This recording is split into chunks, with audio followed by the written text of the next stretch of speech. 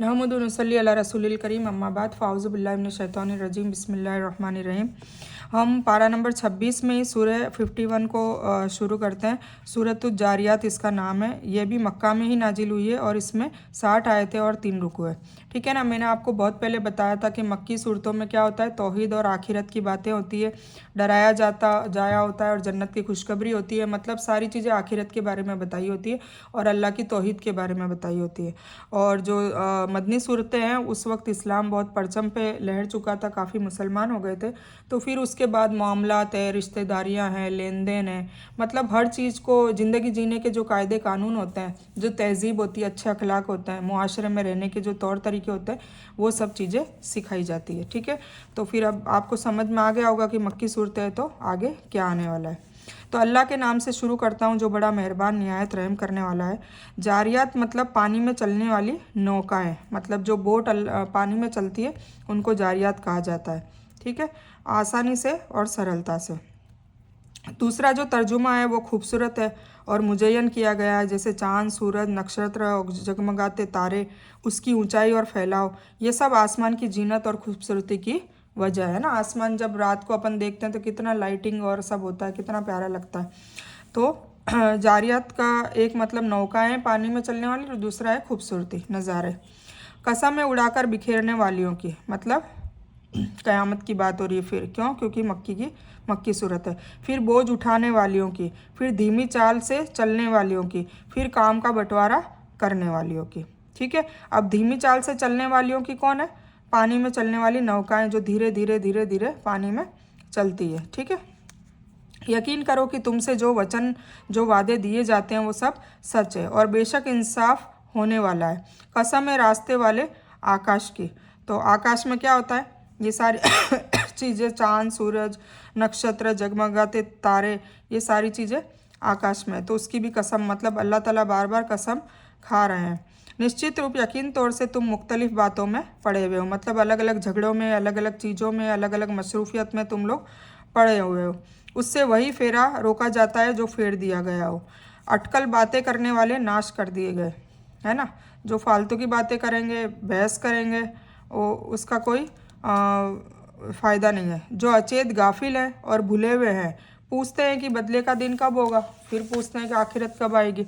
हाँ, यह वह दिन है कि आग पर तपाए जाएंगे, मतलब जहन्नम की आग। मजा चखो, यही है जिसकी तुम जल्दी मचा रहे थे। मतलब जितनी भी कौम के लोग थे जो बार बार अपने रसूल और नबियों को कहा करते थे कि वो दिन कब आएगा, वो अजाब का दिन जिससे तुम बार बार डराते हो, वो कब आएगा, अगर तुम सच्चे हो तो आज ही ला के दिखा दो, तब हम तुम्हारी बात मानेंगे।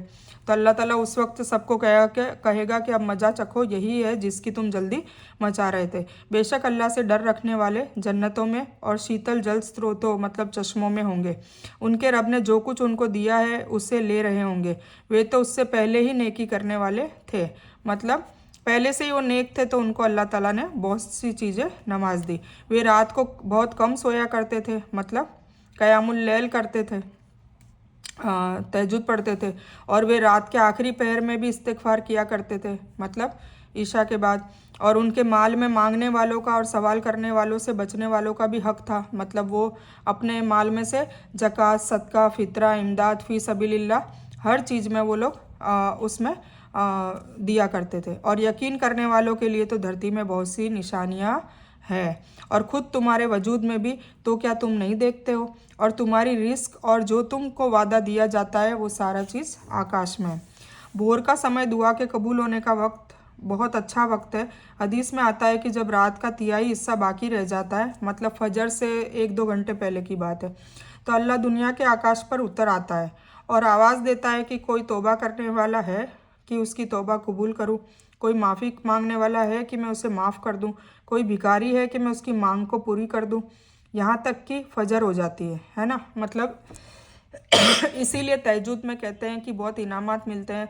अगर आपकी कोई ऐसी ख्वाहिश हो जो पूरी नहीं हो रही हो, तो आप तहज्जुद में उठें, रो रो कर अल्लाह से सजदे में मांगें, इंशाल्लाह आपको ज़रूर मिलेगा। और अगर फिर भी नहीं मिल रहा है तो अल्लाह उसमें आपके लिए खैर होती है ना। तो उसे अल्लाह की मर्जी, जो अल्लाह का फ़ैसला है वो सही फ़ैसला है, मतलब अल्लाह की फ़ैसले में इज़्ज़त करना सीखें। ठीक है। यहाँ तक कि फ़जर हो जाती है और अल्लाह ताला ये पुकारते रहते हैं। महरूम से मुराद वह है जो ज़रूरत होने पर भी नहीं मांगता, है ना। कुछ लोग दुआएं मांगते ही नहीं हैं, तो ये भी अल्लाह ताला को घमंड लगता है, तो उसके लायक होते हुए भी उसे लोग नहीं देते। यह वह इंसान है जिसका सब कुछ आकाश और धरती की आफत की वजह से नाश हो जाए।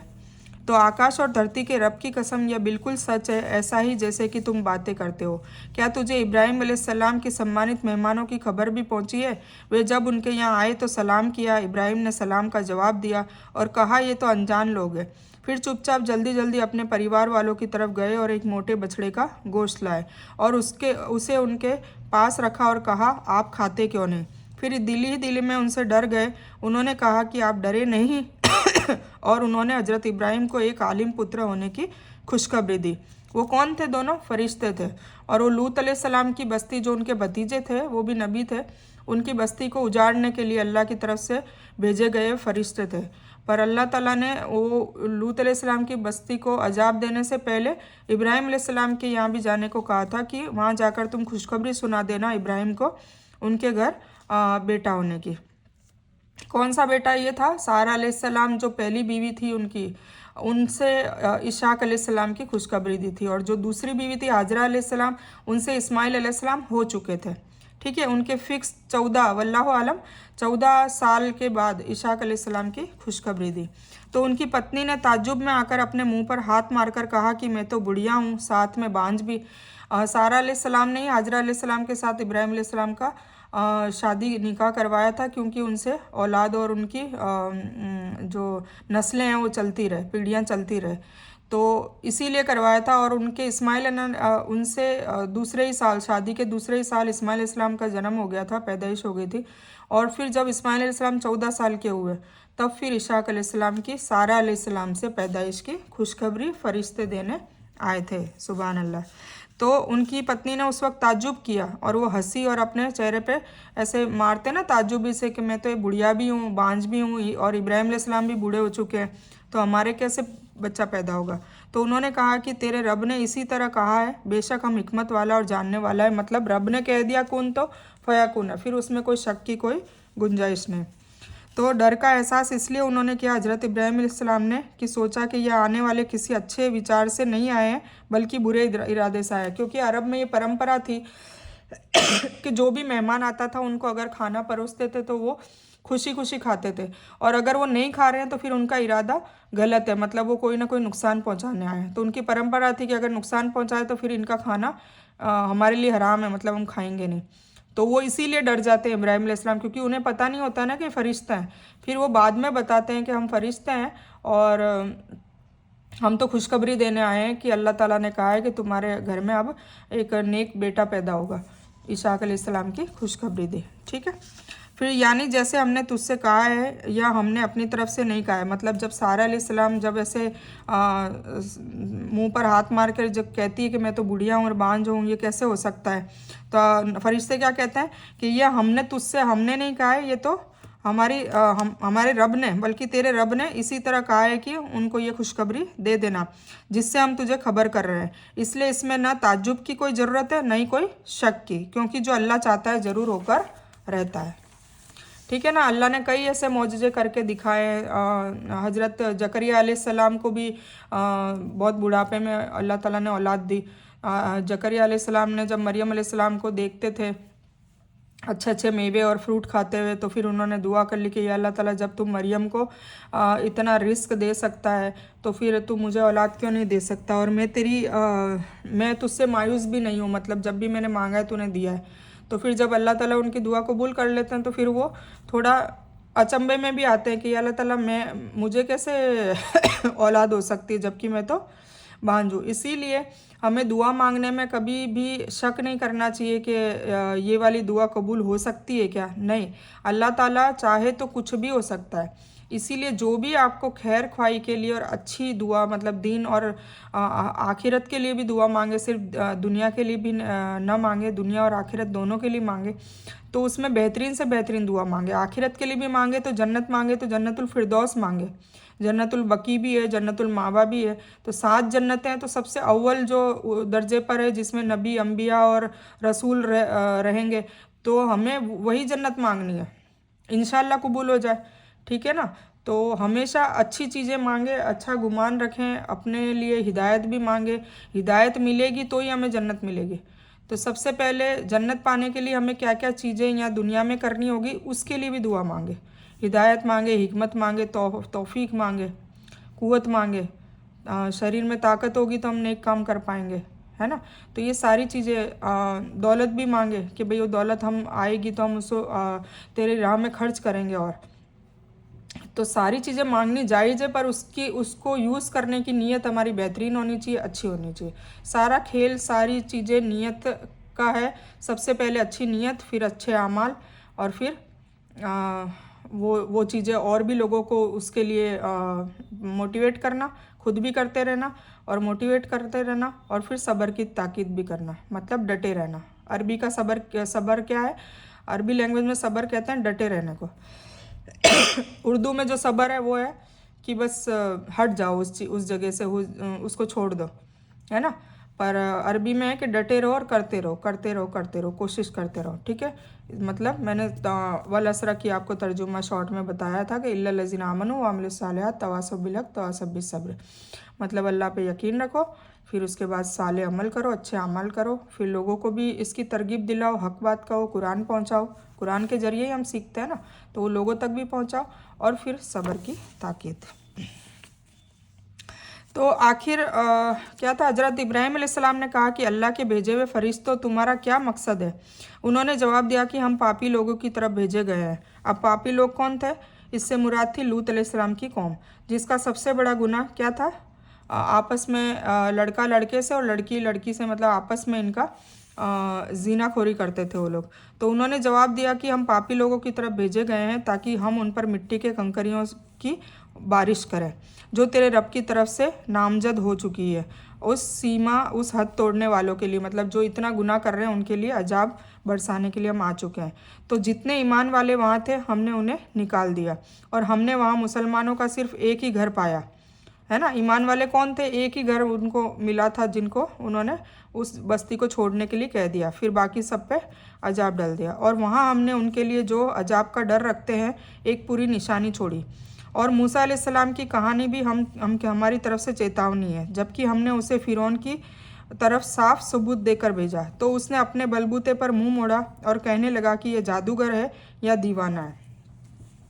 तो पहले तो लूत अलैहिस्सलाम की कहानी थी कि यह पैगम्बर अल्लाह हज़रत लूत अलैहिस्सलाम का घर था, जिसमें उनकी 2 बेटियां और कुछ ईमान वाले थे, ठीक है। फिर उन लोगों को अल्लाह ताला ने, मतलब फरिश्तों ने, बस्ती से दूर जाने को कहा और पीछे मुड़कर भी नहीं देखने को कहा।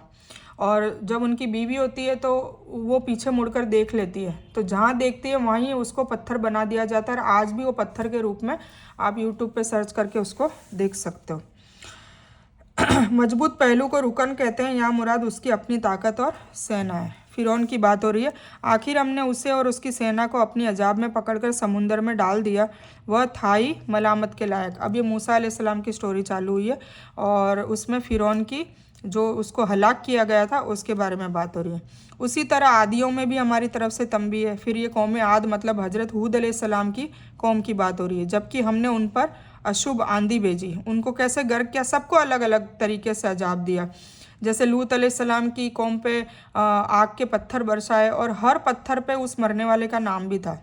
नुकीला पत्थर हुआ करता था, जैसे ही उनके सीने में जाता वो मर जाते थे। इस तरह जो फ़िरौन की सेना थी, मूसा अलैहिस्सलाम की जो कौम थी, फ़िरौन की सेना, उनको समुंदर में डुबा दिया।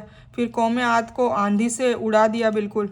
वह जिस जिस चीज़ पर आती थी उसे बोसीदा हड्डियों की तरह चूर चूर कर देती थी, मतलब इतनी तेज़ आंधी थी कि उनका गोश्त भी चीर फाड़ करके वो हट जाता था, और वो हड्डी हड्डी रेजा रेजा हो जाता था। बांझ हवा जिसमें खैर व बरकत नहीं थी, वह हवा पेड़ों को फलदार करने वाली थी, न वर्षा की खबर देने वाली थी। मतलब बांझ हवा क्यों कहा है? कि वो खैर वाली हवा नहीं थी, वो तबाही वाली हवा थी, बल्कि केवल तबाही और अजाब की हवा थी। और यह उस हवा का असर था जो आद की कौम पे अजाब के रूप में भेजी गई। यह तेज हवा 7 रातें और 8 दिन लगातार चलती रही। अल हक़ 7 वाली आयत में इसका तर्जुमा है।